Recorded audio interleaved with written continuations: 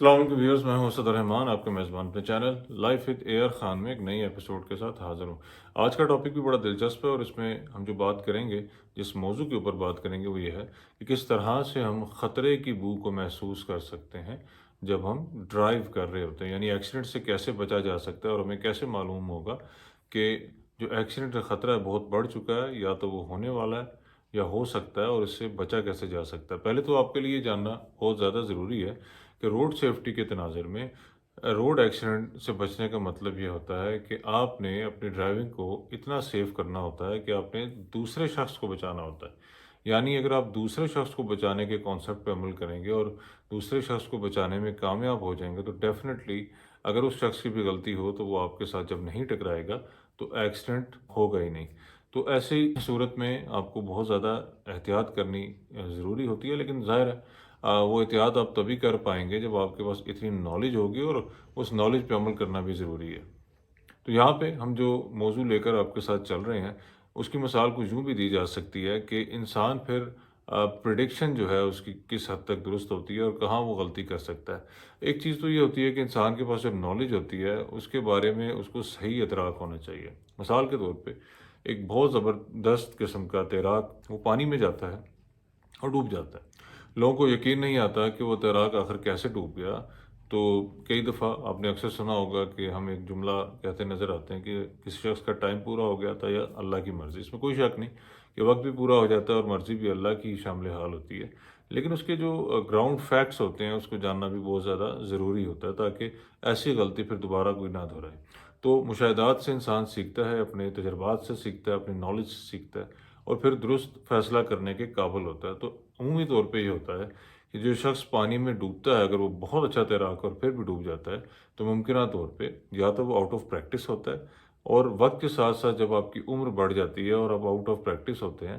تو ممکنہ طور پہ آپ کا سانس اس طرح پختہ نہیں رہتا اور آپ کے مسلز بھی اس طرح مضبوط نہیں رہتے۔ تو اس کا مطلب یہ ہوا کہ آپ اگر مثال کے طور پہ اپنی 25 سال کی عمر میں بہت اچھے تیراک تھے اور آپ بہت زیادہ ایریا جو ہے وہ سوئم کر لیتے تھے، تو اور ممکنہ طور پہ آپ اس وقت جہاں سوئم کرتے تھے وہ جگہ پھر آپ نے دوبارہ جب 20 سال بعد جب 15 سال بعد گئے تو وہ جگہ تھوڑی مشکل تھی یا ڈفرینٹ تھی۔ یہ بھی ہو سکتا ہے کہ آپ کے تجربے میں نہیں تھی، لیکن اگر آپ اسٹیمنا وائز بھی ٹھیک تھے اور آپ کا تجربہ بھی ٹھیک تھا اور پھر بھی ڈوب گئے تو اس کا مطلب یہ ہو سکتا ہے کہ آپ آؤٹ آف پریکٹس ہوں۔ تو اس کا مطلب یہ ہوا کہ ہماری جو نالج ہے وہ گراؤنڈ ریالٹیز پہ بیس کرنی چاہیے۔ یعنی آپ نے اکثر دیکھا ہوگا، اب اس کو روڈ سیفٹی سے اگر ہم جوڑیں کہ 60 سال کے شخص کے لیے دوبارہ میڈیکل ٹیسٹ کرانا ضروری ہوتا ہے، بے شک وہ لائسنس ہولڈر ہو اور 30 سے 40 سال پرانا لائسنس بھی ہو تو بھی اس کو میڈیکل فٹنس دوبارہ سے پروف کرنی ہوتی ہے، کیونکہ 60 سال ایک اچھی خاصی عمر ہے، اور آپ کو پتہ ہے گورنمنٹ سروس میں وہ ریٹائرمنٹ کی ایج بھی تصور کی جاتی ہے، میکسیمم ایج تصور کی جاتی ہے۔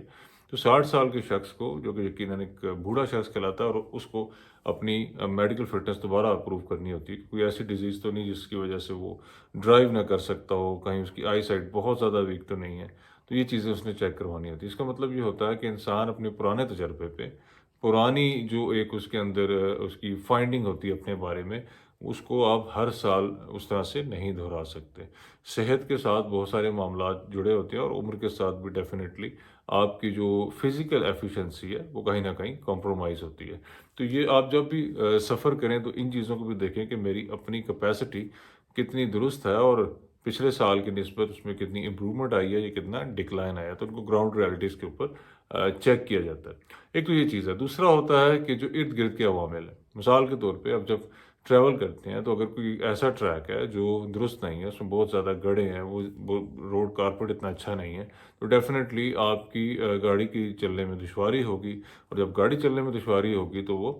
حالات جو ہیں وہ سازگار نہیں رہتے۔ اسی طرح جب بارش ہوتی ہے تو روڈ سلپری ہوتی ہے، اور آپ جانتے ہیں کہ اس میں بھی آپ کی ویزیبلٹی بھی افیکٹ کرتی ہے، آپ کی ٹائر کی وہ گرپ نہیں رہتی۔ اسی طرح سنو میں اگر برف کی صورت میں آپ گاڑی چلائیں، دھند کی صورت میں گاڑی چلائیں تو آپ کی ویزیبلٹی وہ نہیں رہتی، اور آپ کو ڈیفینیٹلی سیف ڈسٹینس آپ بڑھائیں گے اور اسپیڈ کو آپ کم کریں گے ایسی صورت میں۔ تو پھر آپ کے پاس آپشن کیا رہ جاتی ہے؟